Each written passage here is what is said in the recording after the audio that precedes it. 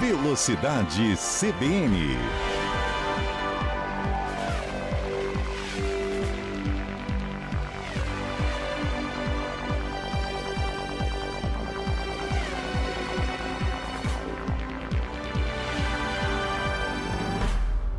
Sejam muito bem-vindos, meus queridos, ao Velocidade CBN, o seu podcast sobre automobilismo e sobre Fórmula 1. Está no ar o programa desta segunda-feira, dia 24 de março, o segundo dos 24 episódios dessa nossa temporada de 2025, para a gente repercutir bastante esse GP da China de Fórmula 1, o primeiro fim de semana de corrida sprint da Fórmula 1. E eu sou André Neto, apresentador do programa. Hoje eu conto com a participação do meu colega de prédio, Leonardo Félix, e também com um grande entrevistado, com Ricardo Maurício, tricampeão da Stock Car, piloto de mudança para a temporada de 2025, vai competir pela equipe Cavaleiro Esportes, depois de muito tempo com a Eurofarma. A gente vai falar bastante também sobre isso com o Ricardinho por aqui. E antes de eu começar essa conversa, esse bate-papo aqui com os meus colegas, aquele serviço de sempre. Para você que está assistindo a gente com imagens no YouTube da CBN, não se esqueça de deixar o seu like para ajudar a divulgar esse conteúdo. Compartilhe o episódio de hoje também com família, com amigos, com todo mundo. E claro, deixa aqui nos comentários o que você achou desse GP da China de Fórmula 1. E para você que escuta a gente nas plataformas de áudio, é claro, deixa a sua avaliação do podcast, se inscreve também para você não perder nenhum episódio e confere aí se você está inscrito no canal da CBN para você sempre ser avisado quando tiver um podcast novo. Então agora sim, vamos partir então para a gente falar sobre esse GP da China de Fórmula 1, segunda da temporada de 2025. Queria começar com você, Ricardinho, que veio de fora, nosso convidado especial aqui hoje. Muito bem-vindo à CBN, ao Velocidade CBN. Obrigado por aceitar o convite de estar aqui com a gente. Queria o seu destaque inicial desse fim de semana de Fórmula 1. O que te mais surpreendeu nessa corrida em Xangai? Foi a velocidade das McLarens, do Oscar Piastri, que se colocou aí, quem sabe, na briga pelo título. Bem-vindo, Ricardinho. Obrigado aí pela oportunidade de estar aqui com vocês. Foi o que você falou. Eu acho que as McLarens, né? Realmente elas estão sobrando um pouco aí. Piastri dominando. Acabou que na Austrália ali ele não conseguiu terminar a prova devido ali à chuva. Mas realmente ele dominou aí o final de semana. Os dois McLarens andando muito bem. Mas lembrando também, né, que no ano passado o Verstappen começou o ano dominando e tudo mudou, né? É um campeonato muito longo, campeonato de muitas corridas aí, muita pontuação em jogo. Um primeiro lugar vale muitos pontos, mas também a gente sabe qual que é a diferença, né, dessa pontuação no campeonato. Então a gente acha que a gente espera que a gente tenha aí uma movimentação grande aí das outras equipes, que elas consigam evoluir, ter um pouco mais de ritmo, para que a gente tenha umas boas e grandes momentos aí, disputas durante a temporada.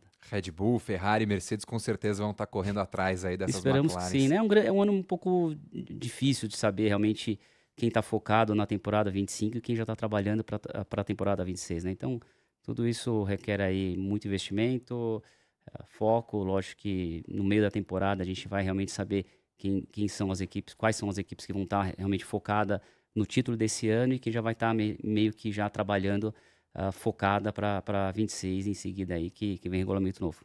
Mudança de motores muito importante. Agora sim, Leonardo Félix, seja muito bem-vindo ao Velocidade CBN aqui com a gente, diretor de redação da Auto Esporte. Primeiro podcast aqui com a gente, mas já é conhecido da casa, já grava o CBN Auto Esporte por aqui também.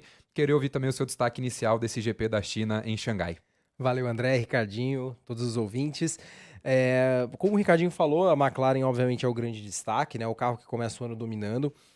A corrida do Piastri foi muito boa, mostrando muita maturidade, muita segurança, né? A McLaren chegou a tomar um susto ali na Sprint Race, porque eles não conseguiram a pole.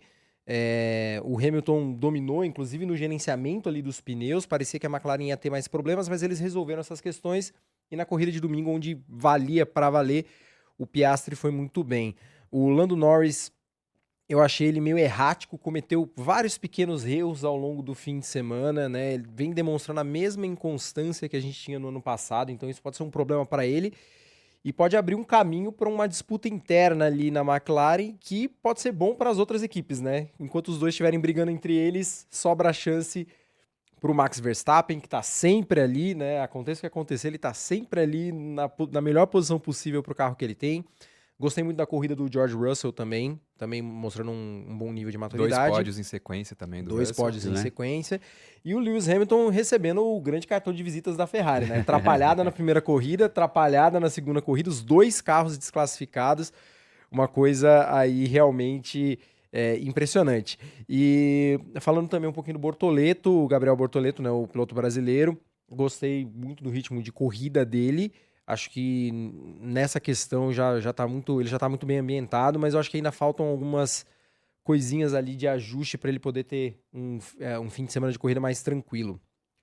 Você falou de Ferrari, falou de Bortoleto, vamos passar por todos esses assuntos aqui ainda, mas eu queria falar de Red Bull, de Max Verstappen, mas mais do que isso, do companheiro de equipe do Max Verstappen, porque a grande notícia no momento na Fórmula 1 que a gente aguarda é de uma possível demissão do Liam Lawson já depois de apenas 2 corridas. Sofreu muito até aqui com a Red Bull, o Liam Lawson, um neozelandês que até foi bem no fim do ano passado com a Racing Bulls, mas essa promoção não fez muito bem. Já é uma constante, né, de alguns anos desse segundo piloto da Red Bull sofrer muito com o carro, com a concorrência do Max Verstappen. Ricardo, você chegou a ser piloto da Red Bull no seu início de carreira, na época de Fórmula ainda. Você ainda tem um contato do Helmut Marko ali no celular. Queria que você falasse sobre essa situação toda da Red Bull também e sobre essa forma que eles conduzem o desenvolvimento dos pilotos deles, que muitas vezes não é mais favorável, muito favorável a esses jovens. Eu acho que, assim, eu faz muito tempo que eu não falo com o Helmut Marko. Ele foi meu patrão durante 4 anos, quando eu estive na equipe Red Bull Junior Team, na Fórmula 3000, que hoje é Fórmula 2. Assim, todo mundo fala muito mal dele. Eu gosto dele como pessoa. Ele é um cara difícil, sim, um cara difícil, mas ele tá buscando resultados. Eu acho que um exemplo que eu dou é, se você trabalha numa empresa e depois de 3 meses, 6 meses, você não tem um desempenho adequado, se você trabalha em qualquer lugar, num banco, num escritório, advocacia, em qualquer outro tipo de trabalho, você vai ser trocado. E da mesma forma que eles precisam de resultados. Eles precisam prestar contas para os patrocinadores. E eu acho que é isso. Aconteceu isso comigo lá. Na verdade, eu fiquei 2 anos, aí me substituíram, pegaram 2 pilotos novos, e depois de 5 corridas, quem tinha me substituído foi o Antônio Garcia, que hoje é um piloto exemplar, excelente piloto que corre no IMSA, pela Corvette. E daí eu fui chamado de última hora, fomos fazer um treino, e é isso. O Marco nem olhou na cara do cara, já substituiu, né? Eu acabei entrando no lugar dele de novo. E eu acho que tem muita parte política também, né? Muitos interesses políticos, né? Você pega aí essa briga entre Helmut Marko e Christian Horner, Sim. mas poucos sabem que, na minha época, quando eu andava de Fórmula 3000, a única pessoa que o Helmut Marko falava no paddock entre os donos de equipe era o Christian Horner. Ele é ex-piloto de Fórmula 3000, ele correu contra Max Wilson, o Junqueira, com vários outros pilotos, e depois foi ser dono de equipe de Fórmula 3000. E quem deu essa oportunidade para o Christian Horner na Fórmula 1, porque o Helmut Marko confiava nele, foi o próprio Helmut Marko. Porque o Mateschitz, falecido, dono da Red Bull, sempre confiava muito sempre no trabalho do Marko. Então, ele precisava ter uma pessoa interna que ele pudesse confiar e fazer o que realmente ele queria que acontecesse na equipe. Então, é muito estranho tudo isso, né? Tipo, hoje eles estarem meio que brigados internamente, mas quem realmente deu essa oportunidade, hoje o Christian Horner está onde está, pelo Helmut Marko. E aí a briga política da Red Bull começa muito por conta da morte do Mateschitz, como você falou, lembrou Sim. mesmo. Tá tudo na mão do filho. Sim, e agora, enfim, tem essa divisão interna dentro do grupo Red Bull, e o Liam Lawson está sendo mais uma vítima Sim. dessa cultura de pressão da Fórmula 1, mas que é do automobilismo em geral, né? Tem que ver também, né? O carro é construído sempre para um piloto, né? E sempre falam que é muito difícil de guiar o carro do Verstappen. Então, assim, eu acho que todo o desenvolvimento é feito em cima dele. Você vê todos os pilotos que sentaram ali e tiveram problemas. E sempre foram trocados. A sorte desses pilotos que sempre teve, de uma certa forma, uma equipe B que eles pudessem dar continuidade. Que talvez isso aconteça se realmente tiver a troca aí do Tsunoda e do Lawson. Então, eu não sei também se o Tsunoda vai querer pisar numa Red Bull, mesmo porque a própria Racing Bulls está desempenhando um bom resultado, né? Fizeram boas classificatórias, o próprio Hadjar, que muitos não estão falando dele, mas também está fazendo um excelente trabalho. Tudo bem, teve problema dele na Austrália, mas são coisas que infelizmente acontecem. A inexperiência faz parte do processo. Você pode pegar até o próprio Piastri. Hoje, né, a gente fala no automobilismo que a gente é tão bom quanto a nossa última prova. Sim. Então a gente fala, poxa, hoje realmente o Piastri está super bem, super talvez preparado para realmente disputar um título. Tudo que ele entrou, ele disputou título e foi campeão, né, em todas as categorias, como o próprio Bortoleto. Eu acho que ele tem muito, assim, o Bortoleto tem um pouco do próprio Piastri, assim, porque é um cara quieto, um cara preparado para falar com a mídia, um cara calmo.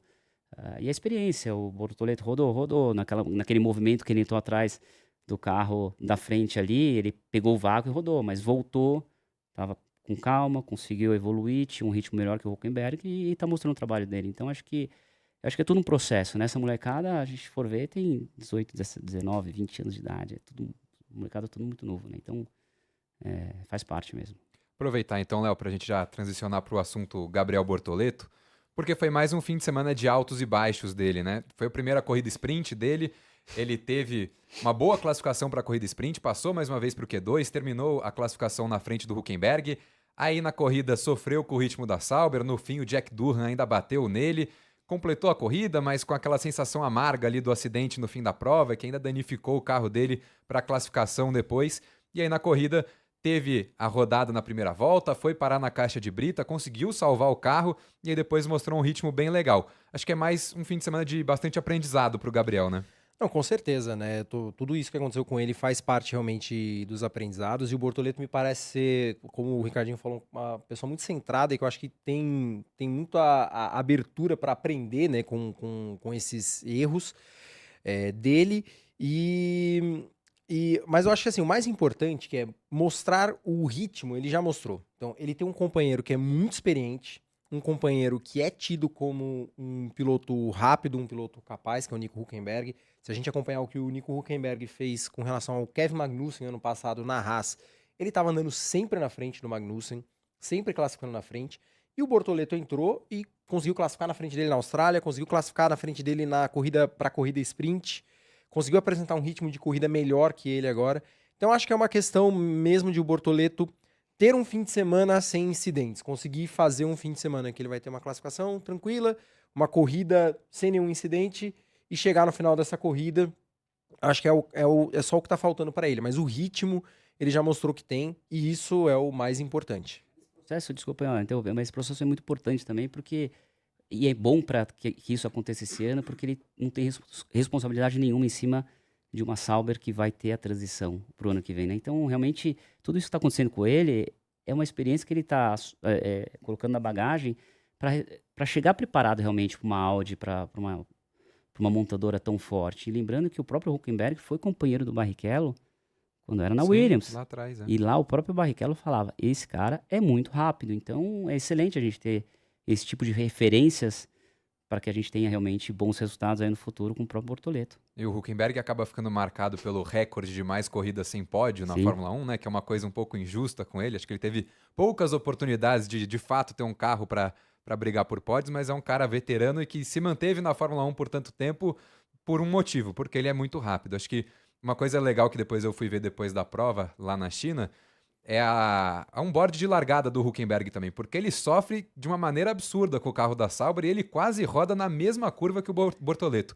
O Bortoleto roda na frente dele, o Hülkenberg quase vai junto, ele sai da pista, segura o carro, então esse carro da Sauber está com muito problema para andar atrás de outros carros, está sofrendo muito com a perda de downforce, de aerodinâmica, e deu para ver isso na onboard dos dois pilotos. O Gabriel acabou rodando, o Hülkenberg saiu da pista, teve até um pouco de dano pro assoalho, que ele falou depois da corrida, mas acho que é um pouco do que o Ricardinho falou também. É um ano que não tem muita pressão para nenhum dos dois pilotos ali. O projeto é para 2026, que é a entrada da Audi, a partir de ali que as coisas vão ficar um pouquinho mais pesadas, que a cobrança vai ser um pouquinho maior, porque vai ter uma montadora de peso ali bancando toda a equipe. Queria voltar agora para um assunto que o Léo falou no primeiro destaque dele, que é a Ferrari. Porque assim, a gente falou da Ferrari na Austrália, erraram na estratégia, deixaram os pilotos com pneu de pista seca na chuva ali por mais tempo, achando que ia dar para sobreviver, e dessa vez a Ferrari cometeu um erro ainda mais crasso. E foi um erro diferente com cada piloto. Com o Lewis Hamilton, A prancha de madeira que fica no assoalho do carro ficou desgastada demais por conta do acerto do carro, que estava muito baixo. Com o Leclerc, por conta da estratégia de apenas uma parada para troca de pneus, o Leclerc acabou ficando com o carro leve demais, ficou abaixo do peso mínimo, e aí os dois carros da Ferrari foram desclassificados. A Ferrari, nesse momento, é a 5ª colocada no Mundial de Construtores. Que começo de ano para a Ferrari, hein, Léo? Pois é. Como eu falei, o cartão de visitas da Ferrari pro Hamilton, né? Eu acho que a Ferrari tem um pacote até promissor. Eu acho que o desempenho deles na sprint já demonstrou isso. A boa notícia é que o Hamilton já me parece mais bem adaptado à equipe. Mais uma vez, na corrida sprint ele demonstrou isso, né? Então, mas são erros que a Ferrari já vem cometendo há muitos anos, né? Desde a época ali do Alonso, do Vettel, você vê a Ferrari às vezes patinando nesses mesmos erros, assim, em coisas ali parece meio que de gestão mesmo, de organização ali, que acabam atrapalhando um pouco a equipe. Vamos ver como é que vai ser a evolução. É claro que a Ferrari vai evoluir ao longo do ano, vai terminar na frente ali no campeonato de construtores, vai terminar entre as 3 primeiras com certeza, e vai conquistar vitórias. Eu acho que o Hamilton vai conseguir vencer a sua corrida pela Ferrari ainda esse ano. Acho que o potencial da Ferrari, obviamente, está ali. A grande questão é a Ferrari conseguir não se atrapalhar. A Ferrari tem sido a maior rival dela mesma nesse início de temporada. E a principal mudança nesse grid da Fórmula 1 de 2025 foi essa chegada do Lewis Hamilton. É um ano em que mudou muita gente no grid, são 6 pilotos iniciando uma temporada pela primeira vez, são 10 mudanças de assentos, então aí metade do grid mudou de equipe para a temporada ou é novato, mas mesmo com Lewis Hamilton saindo da Mercedes, indo para a Ferrari, a maior mudança no automobilismo de 2025, eu diria que é Ricardo Maurício, deixando a Eurofarma depois de 16 anos, indo para a equipe Cavaleiro. Ricardinho, queria que você falasse sobre o fim dessa parceria aí de longa data, esse ciclo tão vitorioso que vocês tiveram, e sobre esse novo início na Stock Car.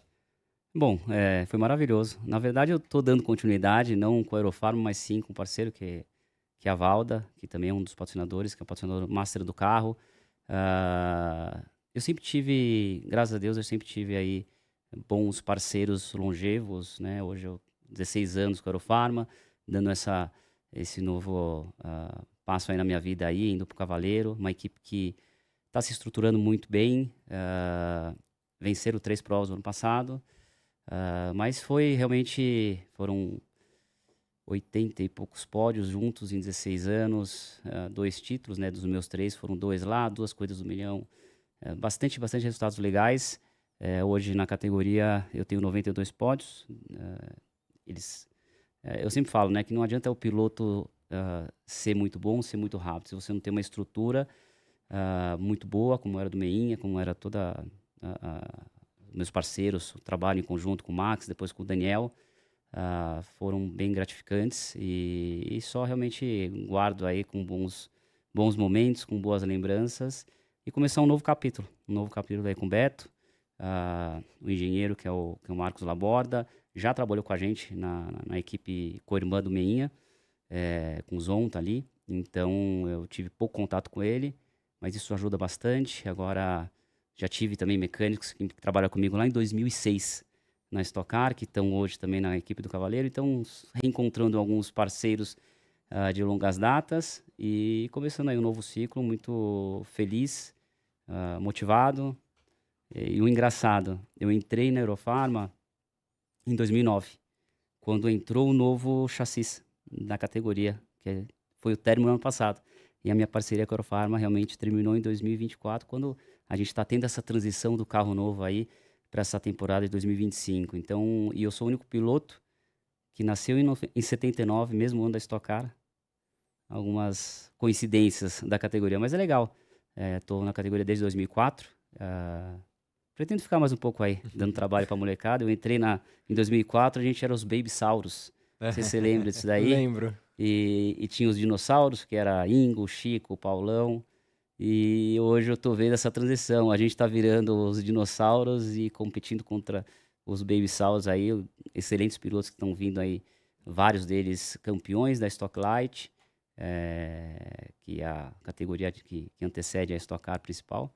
Então é muito legal ver tudo isso que a gente passou, e essa oportunidade que a categoria está dando para vários pilotos brasileiros aí a viver do automobilismo, né? Porque a gente sabe que é difícil. Hoje a gente tem lá o Bortoleto representando nosso país, mas faz quanto tempo que a gente não tem piloto brasileiro na Fórmula 1? Então a gente sabe quanto é difícil chegar lá, e o próprio Lincoln, que é o pai do Bortoleto, que é o dono da Stock Car, dando essa oportunidade para vários pilotos aí, fazendo com que a categoria cresça a cada ano. Legal. E você falou, né, da coincidência aí da mudança de ciclo com o carro. A gente vai ter carros completamente novos nessa temporada, né? Tudo novo. Saíram os sedãs, né, que eram da Chevrolet e da Toyota, e vão entrar carrocerias ali que simulam SUVs, né, da Mitsubishi, da Chevrolet e também da Toyota. Você tá numa equipe que vai correr com o chassi da Chevrolet. Queria que você explicasse um pouquinho pra gente sobre esse carro, os SUVs. Pelo que você estava falando aqui antes, nos bastidores, muda tudo absolutamente no carro, né? Ninguém sabe de nada. E quando é que vocês vão testar esses carros pela primeira vez? Como é que tá a expectativa em relação a esse carro novo? O carro ele tá em fase de um processo de montagem, na verdade. A gente atrasou um pouco aí algumas peças, câmbio importado, bancos, amortecedores, algumas coisas atrasaram um pouquinho, mas as equipes vão começar a fazer a montagem já essa semana. Aí é um processo de ver realmente quando esses carros, todos os carros vão ficar prontos. Acredito que uma semana antes de começar a temporada ali, final de abril, a gente já deve ter esse contato com o novo carro. Mas lembrando, nenhum piloto da categoria andou com esse carro, né? Então é novo para todo mundo, né? Só tem um piloto na categoria que está andando com um carro novo, que é o Renan Guerra, um piloto super experiente, ele que está fazendo todos os testes desse carro novo, de todos os periféricos, vendo, né, a confiabilidade, todos os componentes. Isso já faz mais de um ano que ele está testando.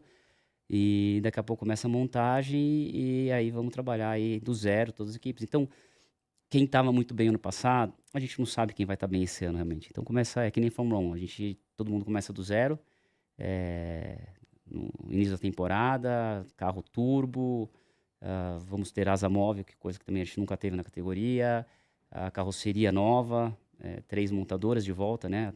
A Mitsubishi voltando aí para Stock Car. E como a gente falou um tempo atrás, antes de entrar no ar, os componentes dos carros são todos diferentes. Aí, os chassis são iguais para todo mundo, motor igual para todo mundo, são equalizados, amortecedores, freios, rodas, pneus, é tudo igual para todo mundo. Realmente o que vai diferenciar é a bolha e o acerto de carro de cada equipe aí nesse início de temporada, que vai ser muito importante aí ter um bom engenheiro, pilotos experientes para realmente tentar evoluir o máximo possível.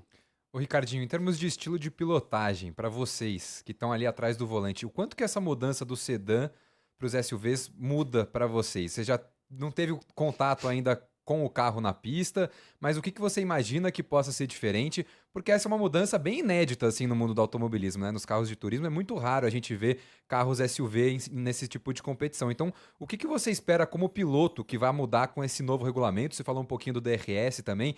O que você espera que você vai ter que se adaptar para esses novos carros que entram na estoque nesse ano? Eu acho que não vai fazer muita diferença por ser um carro saindo de um carro sedã para um carro SUV, teoricamente, né?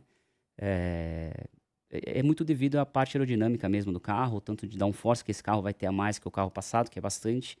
Esse carro novo agora tem 200 quilos a menos do que o carro do ano passado, então vai mudar muito isso em curvas, mas também em frenagens, em desgaste de pneu.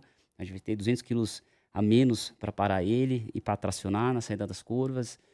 Continua sendo um carro tração traseira. Então, eu acho que assim, a dificuldade nossa inicial acho que vai ser... A gente tem uma escalonagem de marchas do câmbio igual para todas as etapas. E isso acho que vai fazer um pouco de diferença por ser um carro turbo.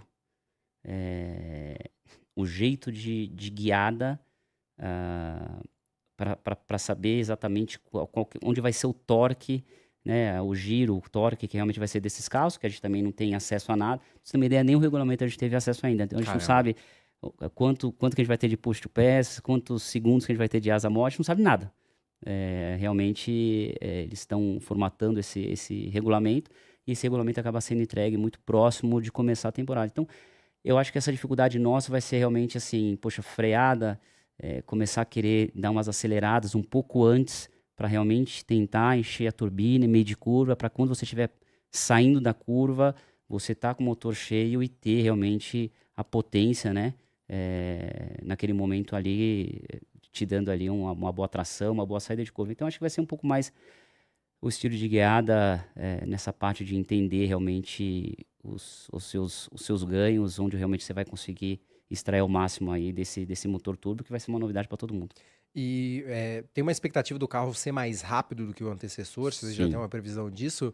Eles falam coisa de 3 a 4 segundos mais rápido. É um número Bastante. importante. Você já pegou o WhatsApp lá do Renan Guerra para mandar uma mensagem pra Você ele? chega nele, você vai perguntar, ele só se esquiva. Ele só se esquiva. Ele não pode, né? Ele tem um contrato que ele não pode soltar nenhuma informação aí. Mas, cara, sempre acaba vazando uma coisa aqui e ali porque eles treinam nos autódromos. Nos autódromos as pessoas estão olhando, estão tirando tempo. Teve já treinos agora no finalzinho da temporada. Alguns treinos foram feitos junto com as nossas etapas. As próprias equipes tiveram oportunidade de acompanhar alguns treinos também. Mas assim, as equipes internas agora elas sabem os periféricos que estão dando um pouco mais de problemas, que tem que ser, que eles estão olhando, que eles estão correndo atrás. Acredito que agora já deve estar solucionado. Mas realmente colocar realmente os 30 e poucos carros no grid, andando um atrás do outro, fazendo corridas longas, que as nossas corridas são de 30 a 50 minutos aí. Então, eu acho que vai ser o início da temporada aí que realmente as coisas vão começar a acontecer e problemas vão acontecer como sempre aconteceram, né? Eu corro no Brasileiro de Endurance de Porsche. A Porsche, você pega esse carro, o último carro que o Marcel trouxe, que a gente está competindo, só de cara, assim, no primeiro ano já tiveram 11 recalls. Isso que é uma Porsche. Então, assim, um carro que é feito manualmente, um carro feito aqui no Brasil, com pouco tempo de pista, né? A gente teve um piloto só testando, com vários componentes diferentes. A gente sabe que algumas coisinhas vão acontecer, mas faz parte do processo, faz parte do desenvolvimento e vamos treinar bastante para tentar evitar o máximo aí. Para você que ainda não viu os carros novos da Stock, são maravilhosos esses carros Maravilhoso. novos SUV, são Pô, muito Vocês bonitos. estão convidados a dar uma volta rápida quando forem nos prestigiar lá na etapa. Só falar que a nossa equipe tem carro de volta rápida, então vocês vão poder dar uma volta lá para Legal, realmente sentir a Ricardinho. emoção. E aí, enfim, eu sei que tá tudo muito às obscuras ainda, que você não entrou no carro, ninguém sabe como é que vai ser o regulamento, mas queria saber qual que é a sua expectativa aí para essa temporada. Dá para sonhar com um tetracampeonato na Stock? A gente sempre vai para a pista querendo vencer corridas, né? Se for para a pista para pensar num segundo lugar, é melhor ficar em casa. Eu acho que todos ali vão realmente focados em ganhar corrida. A gente sabe que o automobilismo é um esporte muito ingrato nesse sentido, porque quando você vai jogar futebol, você tem 50% de chance de vencer. E no automobilismo você tem que dividir em 30 pilotos super experientes, excelentes pilotos, equipes super renomadas aí. Então vai ser bem difícil, mas a gente está focado. A equipe, o ano passado, ela teve alguns problemas técnicos de quebras, né? O Gaetano e o Nelsinho estavam lá. Mas sempre estavam muito, muito fortes, com esse engenheiro novo, que é o Marcos Laborda. A equipe está mais estruturada esse ano. O Beto também fazendo os investimentos que precisam realmente ser feitos para ter realmente o melhor do melhor. Então, o ano passado o Gaetano, que estava correndo lá na equipe, foi o piloto que teve mais vitórias na Stock Car, né? Então, das 24 corridas, ele ganhou 3. Então, isso aí acaba animando bastante para a gente dar uma continuidade aí de bons resultados, mesmo porque ano passado eu não ganhei nenhuma corrida, então tá na hora. Mudar essa escrita para 2025. É isso aí. Queria te perguntar também sobre um outro projeto que eu vi que você vai ter esse ano na Stock Light, ajudando Isso. no desenvolvimento dos pilotos mais jovens. Você Numa falou equipe. sobre essa mudança de gerações, como é que é esse trabalho seu agora? Cara, na verdade foi o convite do Carlos SG. Eu corri contra ele no Brasileiro de Marcas, isso há muito tempo atrás, há mais de 10 anos atrás, lá para 2012, 2011, 12, 13. E esse ano o ano passado já ele se associou a uma equipe da Stock Light e ele me chamou, me convidou para ajudar nesse processo dessa garotada.